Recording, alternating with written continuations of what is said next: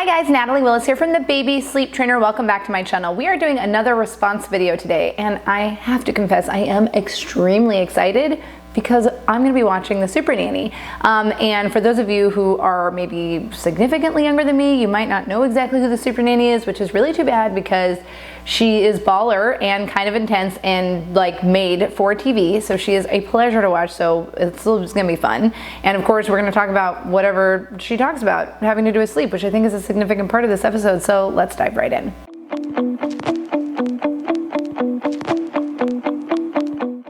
After establishing that these kids don't have rules, I brought in the plates. Can I just say that Supernanny is like, after I figured out that these people didn't know what the hell they were doing and they should feel guilty about that, then I laid down the law. She just says what, I mean, I wouldn't say that, but. Then we'll write the rules and then pin them up. Cute. We've never put the rules out in any sort of, written thing that everybody could agree upon. I'm really excited to set those into place. They have the tendency of hitting each other a lot, or hitting Jenny, so I would like that to be a rule. They hit each other and they hit mom. No hitting, rule number one. Let's see how that goes. The reason why I've had you write no is because your kids have never heard no. As for the machetes, I've already made sure that Mum and Dad have put them away forever. Mum and Dad finished writing the rules, hung the plates up, and then they brought the boys in for an explanation. These are all rules that we're all gonna promise that we're gonna follow. Mommy, Daddy, Nico, Kai, and crew. See the yellow one? It says, do as you're told. Hit that one. Look at the red one. This one's really easy because I know you guys are great at this one. No hit. No hitting. No biting, no punching in the privates, no hitting in the face. If we don't follow these rules, what's gonna happen? We're gonna have discipline. We're gonna have consequences. Well, I think they were a little bit excited. Maybe Nico was a little hesitant because as a kid, I guess that's your job to rebel against the rules, but hopefully it'll be a good experience for all of us. 1, 2, 3, young! Young. Good job. I think the outcome might be good, but I think the experience is going to be deeply unpleasant. With the rules now done, Mum and Dad would need to learn how to enforce them. And so I brought in the timeout mat and gave them the steps. And you're going to say to them in a very firm voice, you've broke one of the rules. It says no hitting. I think if they just told the kids, if you break these rules, we are moving away and you have to live with the Supernanny forever, the kids would probably be like, sold, no problem, because that lady is terrifying. I really wanted to focus on stern warnings with Mum and Dad and the correct tone of voice. Tone is very important. When I talk to my families about toddler sleep training, I'm like, you need to maintain a flight attendant. I don't tell them to be stern, but I say you need to maintain like your own vibe and energy is usually making the problem so much worse with your child. That's what I always try to explain to families, which is I think what Supernanny is trying to tell these parents right now. Practice. If I have to ask you that again, you're gonna go on timeout. Do you understand? Don't take his dog, okay? Right there, his mom like grabbed his arm and he was about to be like, but then he was like, the camera's right there and so is Supernanny. So he's like, I'm not gonna do that. Okay? All right, give me a warning. Give me a proper warning, Mum. Let me see that you've got a perfect opportunity, authoritative voice, and firm in what you want. All right, let's try it. Here's your warning. I don't want you to take Bella anymore. Do you understand? That was very effective. That mom totally like, it's so much of the time I feel like what I do for my families when I work with them and what is happening right now and what I'm watching is that you are giving parents permission to act the way that they actually want to act. Just say no. It's like, oh, I can say no. I can be like, hey, stop that behavior. It's like they don't know, and that's what I just saw happen in that woman's face. Thank you. Nice. Mum did show that she can give a proper warning because she used a low-toned voice. Let's hope she keeps up with it later. This one reminds me of Gordon Ramsay. One of the big issues in this family is that Crew sleeps in his mum and dad's bed, and it leaves these parents sleep deprived. We're going to take the first step forward in making his room very familiar. I need Mum and Dad to stop using moving around as an excuse so that they can put the basics into Crew's bedroom that would allow him to feel cosy in his own room. So what we're going to do is we're going to go and take up some things that he likes to play with and put them into that room. And just spend 15 minutes in that room with him, playing with some of the toys. This little boy's world is about to be rocked. So up we went to Cru's bedroom. I'd invited his toys to be in that room, so he'd become a little bit accustomed to that space before he was going to sleep in it. Gotcha. Cru totally reacted to Joe's idea of putting all this stuff in there. He looked around, saw his own toys, and saw the familiar things and started playing with them. Had no quarrels about jumping in his own bed and, hopping in there. And even though he was hopping around and playing in the place where he should be sleeping, it was still like he was comfortable. So I've never watched this video before. I don't ever watch any of my response videos before, and I'm just really curious if I'm going to see this child climbing out of his crib and coming to his door and pounding on the door when they try to sleep train him. Cru, you're jumping on your bed. It's where you go to sleep now. You're going to be going to sleep in your bed. Even when the youngs move to a new home, putting familiar toys into Cru's bedroom is going to help him sleep in there and out of their bed. But the real question is, how will Mum? I don't think that that's what's going to make a difference. I found that it's like, this is 100% to make parents feel better, and the kids don't give a shit if their stuff's in there, if they know, it just doesn't matter. You can try it, but it's not going to help. Tonight we're going to do the sleep technique with... By the way, look at this woman's face right now. She's like, she is abjectly terrified. Before Cru's bedtime, Mum was becoming rather nervous. Yeah. I knew that emotionally this was going to be incredibly difficult for her. For Mum, this represents not just about Cru sleeping in his bed. This represents emotionally something much bigger, because Jenny feels quite guilty. So I knew that not only would I be settling Cru, but I'd also be settling Jenny as well. So that's really something important that Joe is saying, and that's something I find with my clients that I work with in this age group, is not only giving parents permission to channel their inner disciplinarian self when needed. It's basically telling them, I've done this a lot before. I know that you might feel like you're doing something to harm your child, but your child's safe, and this is going to resolve, stop, and get better, and you're doing the right thing. Comes out of his bed, he has to go straight back into it, okay? That little baby back there with the zebra, he's like, what the hell is going on? I totally know something different's happening.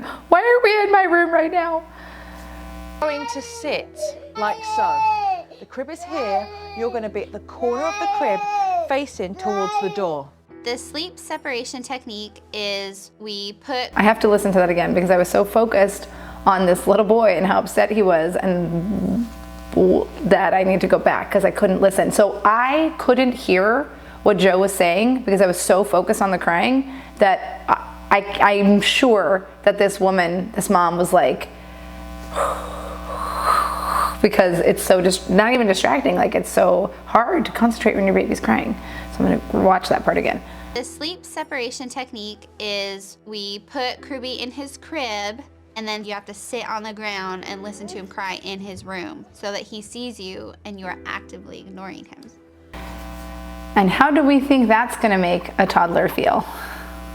They've done studies with really young babies where they have a mom sitting in front of the baby in their high chair, and the mom's engaging and playing or feeding them, and then same situation, then the mom's and she's ignoring, and they're tracking the way this baby feels, and it is as if you are it's a horrible experience for the baby because they're why are you ignoring me? Why are you ignoring me? It's the worst possible thing you can do is to be in the same place with your child and ignore them.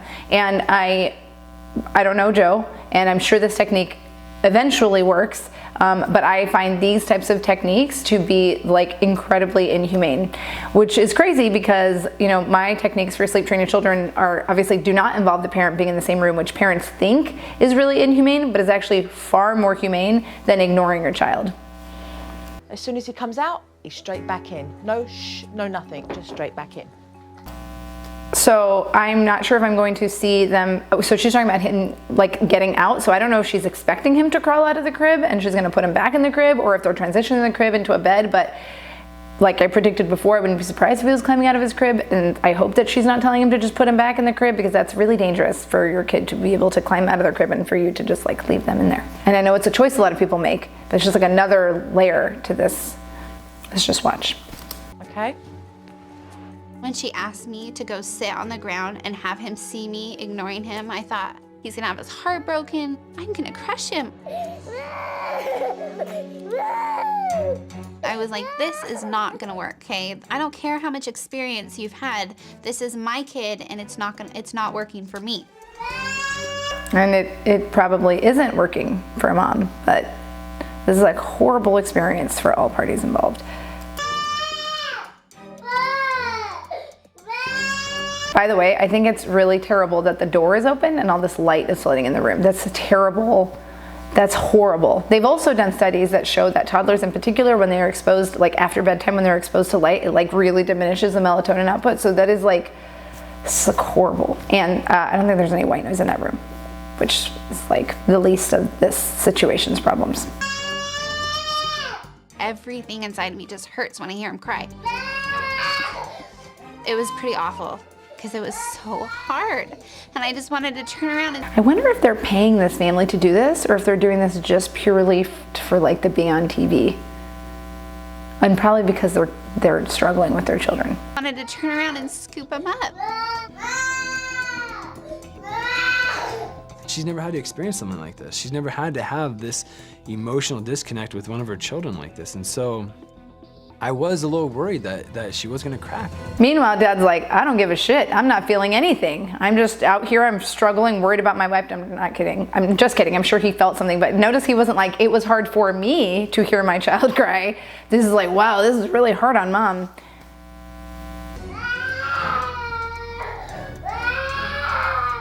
He knows how far he's got to go to get you guys to cave in, and he will go there.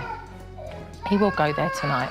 I really don't like talking about children like with language like that, where they're like, can I just also say I really like the Supernanny. I just don't particularly love what I'm seeing right now, but I don't like it when people talk about children like they're gonna do it, they're gonna be manipulative. I'm like, they're not doing anything. They are like these little creatures moving through the world that are like, what the hell is going on? I would like you, why can't, I'm tired. Why can't we do this normal thing we do? I don't understand. He's not trying to like manipulate them.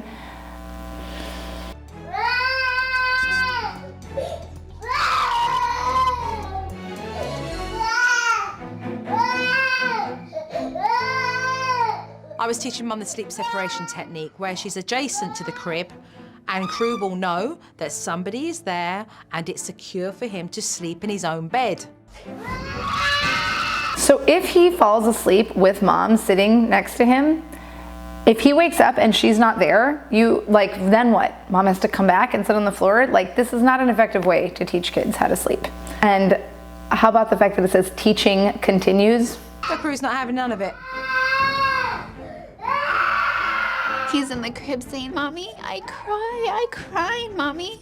I'm dying. And I was bawling, and I'm like trembling because my body just wants to go to him. But after a while, Joe was sitting right outside the door, and she kept going, you're doing it, you're doing great. I thought, okay, you know what? Joe promised me that the first night was gonna be the hardest, and if I could get through the first night, then it would be easier from there. Can we talk about Joe's no nonsense like Converse shoes right now? She is ready. She's ready to work.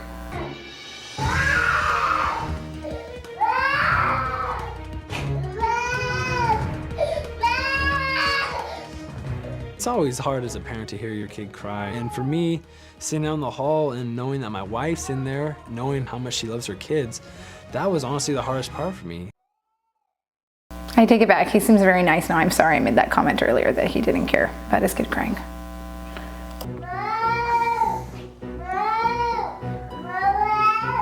Sorry, I know I'm talking a lot. He's looking right at the camera. He's like, who's that? This is the door. There's a lady out there. Mom!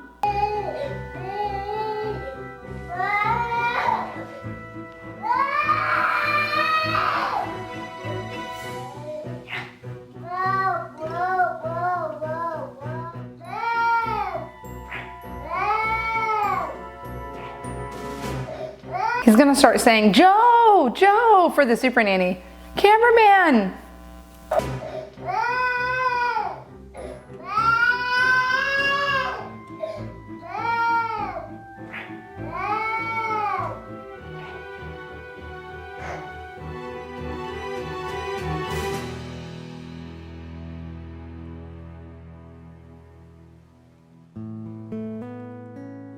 And she had done it. She held out. We did see Crew go off to sleep and Mum came out with victory smile on her face. Good job, babe. Thanks. She did a great job. She followed the steps that Joe told her to do, so I was really, really proud of her. Had a go. Thanks. Serious. Even though after Kirby had fallen asleep, I was still an emotional wreck. I was shaking. That was hard.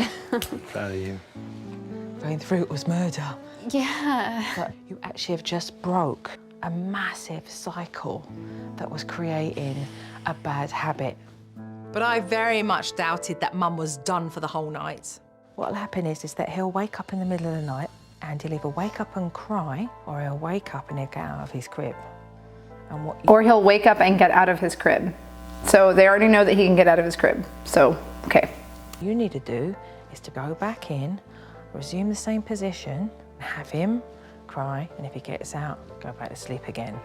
Jenny won the battle, but the war's just begun. In an hour or two, he's gonna get right back out and Jenny's gonna have to go through the whole same process again. Where's the rest of the video? That's it. What? Unfortunately.